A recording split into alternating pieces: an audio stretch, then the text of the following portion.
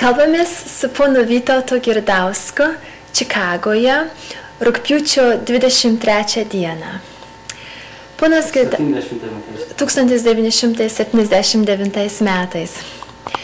Ponas Girdauskas, jūs buvote savanoris, vienas iš tų, kuris ėjo Lietuvą ginti 1918-19 metais.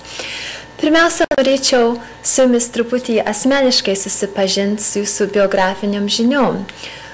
Kur ir kada jūs gimėte ir kur augote? Kur jūs gimėt, ponas Girdauskas, ir kada? Gimiau ir augau iki 17 metų, iki šitą Šakių apskirty, Bublelių valsčiui, Meištų kaime. Reiškia, esat kaimo žmogus tada. Taigi, tas Meištai,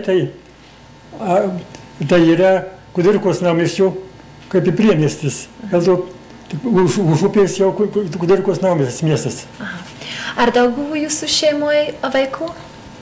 Mes buvom 7. O jūs pats jauniausias ar vyriausias? Aš pats vyriausias buvau. Pats vyriausias. Ir kur jūs ėjote mokslus?